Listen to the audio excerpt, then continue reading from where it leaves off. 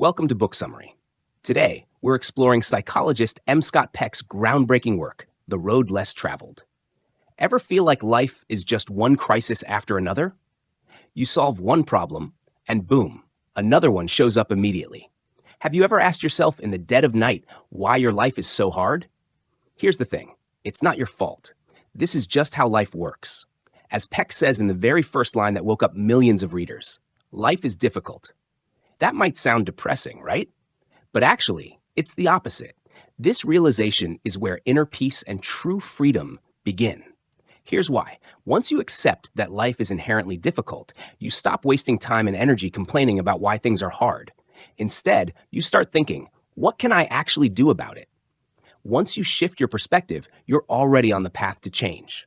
So, how do we actually break through this cycle? Peck lays out a clear roadmap for us. Part 1. Suffering is the beginning of growth. According to Peck, life's essence is an ongoing cycle of facing problems, and these problems cause us pain. Yes, but that pain is exactly what drives us to grow. Think about it. What would a child who's never faced any struggle look like? They'd be incredibly fragile. Even a small setback would crush them. On the other hand, a child who grew up facing challenges, their inner strength is built solid, and they're way better at solving problems. Our minds are like muscles. They need resistance training, which is basically problem solving, to get stronger. But here's the catch. Most of us have this natural instinct to escape pain. Peck cuts right to the heart of it. Almost all psychological problems trace back to us running away from pain. To escape it, we develop all kinds of symptoms. For example, an employee afraid of taking on responsibility might procrastinate habitually, putting everything off until the last minute. That procrastination is their way of avoiding the pain of potentially failing. Or someone insecure in relationships might control their partner obsessively, constantly questioning them. But that's really just avoidance. They're dodging the pain of honest communication and potential conflict. Peck identifies two classic patterns of avoidance. Type 1 takes all the blame on themselves. They feel like everything is their fault, that the world's problems exist because of them. For instance, if a kid does poorly on a test, the mom might fall into deep self-blame. It's all my fault. I didn't help them study. I'm a terrible mother. She takes on responsibility that isn't even hers and lives in constant anxiety and pain. Type 2 does the exact opposite. They push all responsibility onto others. Their excuse is always that the world owes them something, that everything's someone else's fault. Take someone who's chronically late. Their reason is always, traffic was terrible today. My alarm didn't go off. They never consider that maybe they should have left earlier. By blaming the outside world, they avoid the pain of admitting they need to take responsibility. Here's what I want you to think about. Don't we all swing between these two patterns? Whether we're beating ourselves up or blaming everyone else, we're really just avoiding the core question. How do I face and solve this? So Peck tells us that step 1 toward growth isn't learning a technique. It's developing an awareness, admitting that suffering is the norm in human life, and having the courage to face it head on. Once you stop running and start seeing problems as opportunities for growth, you've already found the key to breaking free. Part 2. Discipline. The weapon for solving life's problems. Recognizing problems is just the first step. To actually solve them, you need a real weapon. Peck's answer? Discipline. Now, discipline here isn't about blindly following rules or crushing yourself with self-denial. True discipline is an inner strength. It's the ability to choose what's actually good for you, even when tempted or struggling. Peck breaks discipline down into 4 dimensions: delayed gratification, responsibility, respect for truth, and maintaining balance. These 4 are like 4 keys that unlock your way out of any jam. Key number 1 is delayed gratification. In plain English, do hard things first, enjoy later. It's your ability to resist impulse and plan for the future. Peck shares a classic case. A woman in her 30s came to see him. Her life was a mess, constantly overwhelmed. He noticed a pattern in her workday. She'd do all the easy, enjoyable tasks first, then save the hardest stuff for last. So her entire afternoon was poisoned by anxiety about that task she hadn't done yet. Her productivity was terrible, and so was her mood. His advice was simple. Try this. The moment you get to the office, tackle the thing you're dreading most. She did it. The transformation was remarkable. After spending just an hour solving that dreaded problem, suddenly her whole day felt light and easy. No more anxiety. Her productivity skyrocketed. That's the power of delayed gratification, accepting a little short-term pain for long-lasting peace and bigger rewards. You see this everywhere. Lounge on the couch scrolling now, or spend an hour working out and reading first. Blow your whole paycheck on stuff, or save some for investments and learning. How far you get in life depends hugely on your ability to resist short-term temptation. People who can do this almost always end up building better lives than those who can't. Key number 2 is responsibility. This is maybe the hardest pill to swallow. Most of us love to blame circumstances. Bad luck, terrible bosses, impossible partners. That's way easier than owning our part. But Peck says here's the truth. The only things you can actually change are the things you can control. You can't change your boss, but you can change how you interact with them.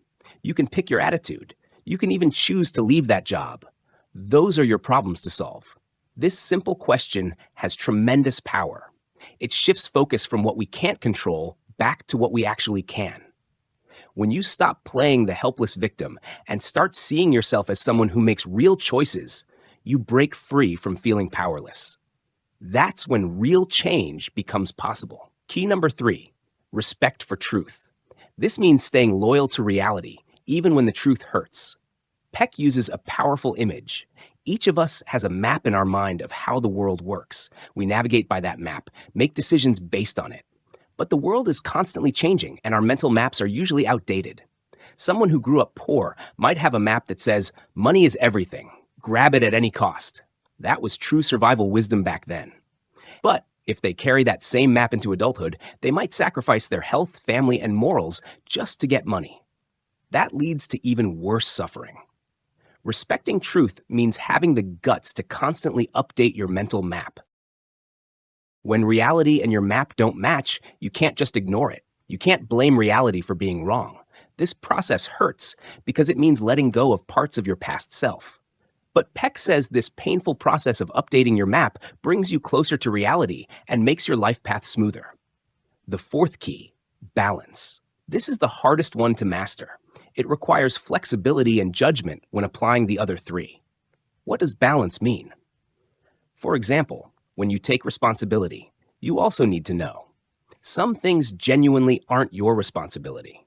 Balance means setting boundaries, knowing what's yours and what isn't. It also means knowing when to hold on and when to let go as life changes. There's no formula here. Balance is wisdom that takes a lifetime to cultivate. It asks that you're both principled and flexible, both courageous and humble. These 4 keys work like the legs of a table. They all support your mental and emotional maturity. Master them, and you have what it takes to handle any challenge life throws at you. Part 3, the power of love as the driving force behind growth. You might be asking, why work so hard at discipline? Why choose pain? What gives us the strength to keep breaking through life's obstacles? Peck's answer? Love. But here's the thing. His definition is radical. It's not the romantic love we usually think of, and it's different from what we typically call family love or friendship. Usually, we think of love as a feeling, that butterflies in your stomach, head over heels sensation. Peck says that's not love. That's being in love, a temporary chemical rush driven by hormones and psychological projections. It fades. So what's real love then? Peck gives what might be the book's most crucial definition. Love is the willingness to expand yourself to promote the spiritual and emotional growth of yourself and another. Let's unpack that. First, love is a choice, not a feeling. That means love is active, intentional work, a series of actions that take effort. It's not passive falling, it's active doing. Maybe you don't feel like getting up early to make breakfast for your family, but you do it anyway. That's love. Maybe you feel like yelling at your kid for messing up, but you choose patience and conversation instead. That's love. Second, the goal of love is promoting emotional and spiritual growth in yourself and others. This means real love points toward growth. If a relationship makes you lazier, more dependent, less independent, no matter how sweet it feels, that's not real love. Real love makes both people better. Finally, The way to love is expanding your boundaries. That means stepping outside your comfort zone for someone else's growth. You dive into subjects your partner loves to understand them better. You listen to your friend's pain, even though you've never been through it. In doing this, your own world expands too. So love is mutual. It nourishes the other person while inevitably nourishing you as well. Here's the beautiful connection. Love and discipline are flip sides of the same coin. We practice delayed gratification, take responsibility, respect truth, and maintain balance because we love ourselves and the people we care about. We want to be better. We want them to be better too. Now, coming back to our original question, life is full of suffering. How do we break through it? The answer becomes clear. The key isn't escaping suffering. It's acknowledging it. It's not blaming fate. It's practicing discipline. It's not bearing the burden alone. It's being driven by love.